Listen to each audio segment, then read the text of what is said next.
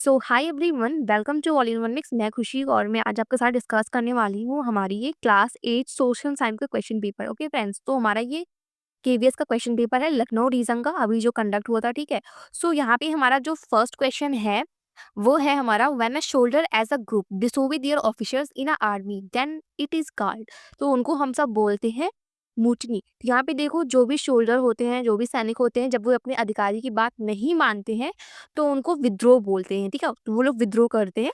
ठीक है, तो उसको इंग्लिश में बोलते हैं मुटनी। तो क्वेश्चन नंबर फर्स्ट का जो सी है हमारा, वो राइट आंसर है। सेकंड है, who translated as an old Buddhist text that was a critical of caste. तो यहाँ पे देखो, जो हमारा ओल्ड बुद्धिस्ट टेक्स्ट है उसको किसने ट्रांसलेट किया है। इसका हमारा राइट आंसर है ज्योतिराव फूले। ठीक है, ज्योतिराव फूले जो है उन्होंने ट्रांसलेट किया है ओल्ड बुद्धिस्ट टेक्स्ट को।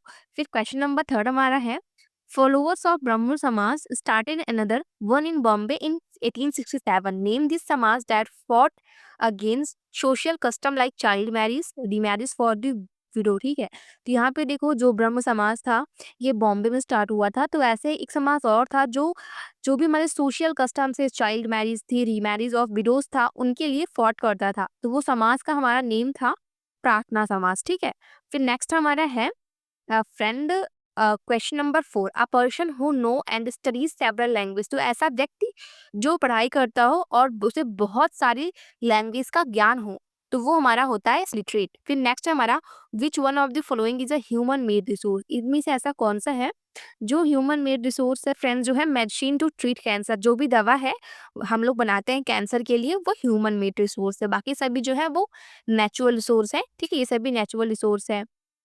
हमारा नेक्स्ट क्वेश्चन है friends, dash was one of the first company official to study Sanskrit. तो इसमें से हमारा जो विलियम जोन्स है वो फर्स्ट कंपनी ऑफिशियल्स थे जिन्हें संस्कृत पढ़नी आती थी। फ्रेंड, हमारा नेक्स्ट क्वेश्चन है, which one of the following is not a factor of soil formation. तो इसमें से ऐसा कौन सा फैक्टर नहीं है सॉइल फॉर्मेशन का, वो है हमारा सॉइल टेक्सचर। देखो, सॉइल बनाने के लिए टाइम भी चाहिए होता है, काफी टाइम तक वो बनने में लगता है। ठीक है, ऑर्गेनिक मैटर भी चाहिए होता है। तो इसमें से जो हमारा सॉइल फॉर्मेशन की फैक्टर नहीं है वो है सॉइल टेक्सचर। मिट्टी का कलर नहीं निर्धारित होता है। ठीक है, नेक्स्ट है हमारा, which is the highest court in India. इसमें से सबसे बड़ी कोर्ट कौन सी है इंडिया में, वो है हमारी सुप्रीम कोर्ट। फिर नेक्स्ट है हमारा, what is the term use for 10 years old child working in a industry. तो उसको बोलते हैं चाइल्ड लेबर। जब भी कोई बच्चा 10 साल का फैक्ट्री में काम करता है उसको हम लोग चाइल्ड लेबर बोलते हैं, बाल श्रम बोलते हैं। फिर नेक्स्ट क्वेश्चन हमारा है फ्रेंड्स, क्वेश्चन नंबर 10 हमारा है, equity in a schooling facilities available to all children is an important aspect of this. तो उसके लिए हमारे स्कूल में जो फैसिलिटीज हैं वो सभी चिल्ड्रन को इक्वली प्रदान की जाती है। तो वो होता है हमारा राइट टू एजुकेशन की वजह से। ओके, सभी बच्चे को एक समान शिक्षा दी जाती है। क्वेश्चन नंबर हमारा 11 है friends, who out of the following are facing equalities due to marginalisation.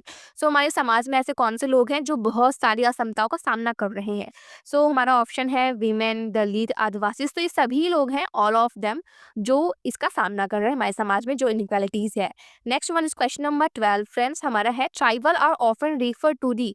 जो ट्राइबल्स होते हैं उनको हम सब बोलते हैं आदिवासी। ठीक है, आज के टाइम पे उनको हम सब आदिवासी बोलते हैं।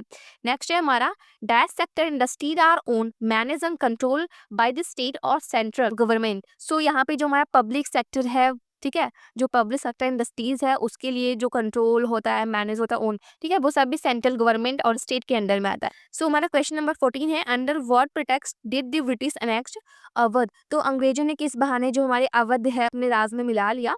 तो आपको पता है कि जो हमारे ब्रिटिश थे उन्होंने 1856 में जो है इसको अपने अंडर में मिला लिया था। वो थे नवाब वजीद अली शाह की वजह से, क्योंकि वो प्रॉपरली रूल नहीं कर पा रहे थे, इसी वजह से। ठीक है, तो क्वेश्चन नंबर 15 है, what was the Satyashodhak Samaj और who had founded it. Satyashodhak Samaj क्या था। तो सत्यशोधक समाज जो था वो एक सोशल रिफॉर्म मूवमेंट था और जिसकी स्टार्टिंग ज्योतिराव फूले ने 1873 में की थी। तो उसका मेन एम था कि हमारे समाज में जो भी लोग कास्ट को लेकर और शिक्षा को लेकर लोग आवाज उठा रहे थे। ठीक है, तो नेक्स्ट हमारा है, what kind of job could agro industries produce. ठीक है, एग्रो इंडस्ट्रीज थी वो किस प्रकार की नौकरियां जो है प्रोड्यूस करती थी।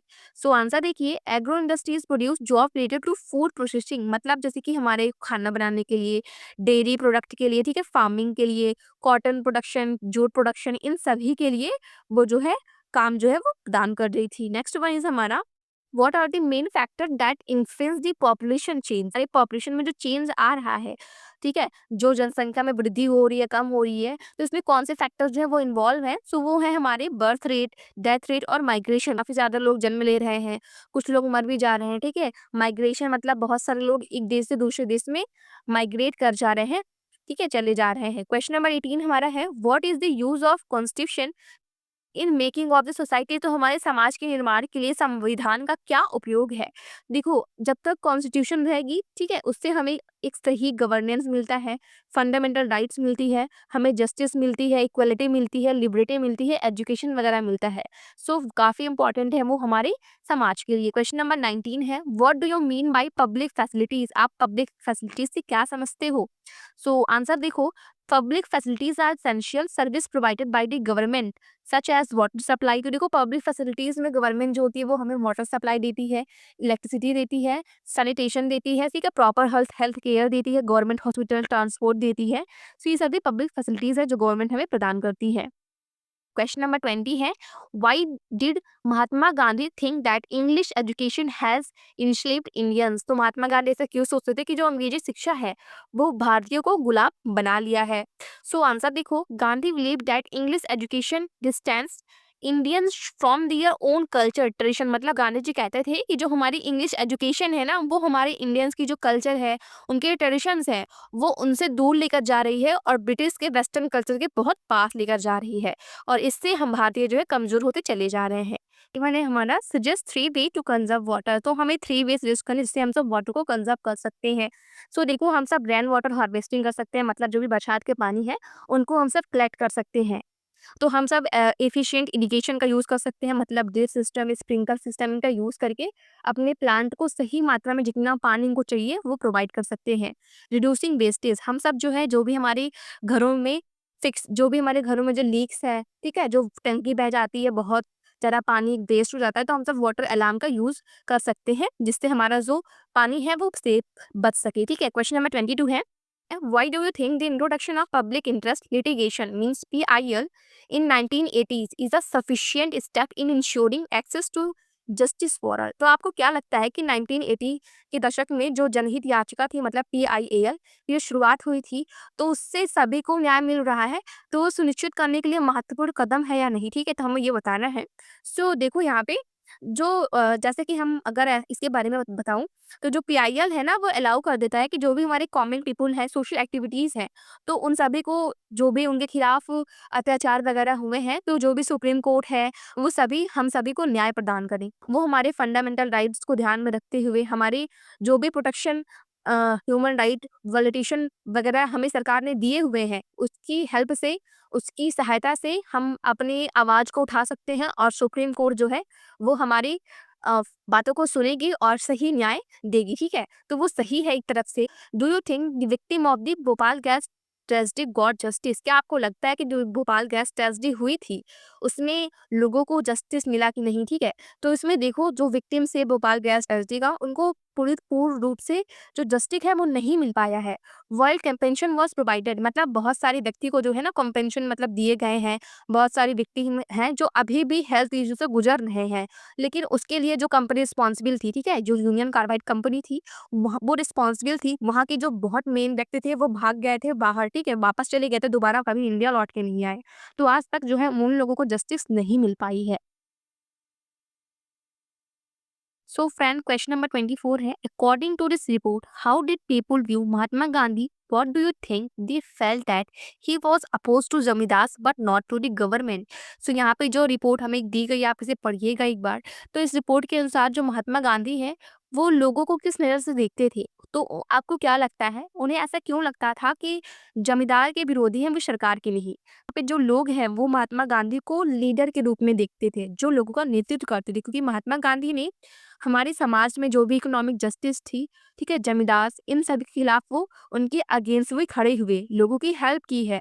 तो वो लोग देखते थे महात्मा गांधी जो है वो लीगल तरीके से कॉन्स्टिट्यूशन को मद्देनजर रखते हुए और सारे काम करते थे, उनका फ़ोकस था नॉन वायलेंट पे, ठीक। वो हिंसा के खिलाफ थे, वो अहिंसा के साथ चलते थे, तो लोग उनको लीडर ग्रुप में देखते हैं। क्वेश्चन नंबर 26 है friend, the term adivasis refer to original inhabitants and all okay, okay, okay. So does the term adivasis refer, तो यहाँ पे आदिवासीज़ टर्म क्या रेफर करता है?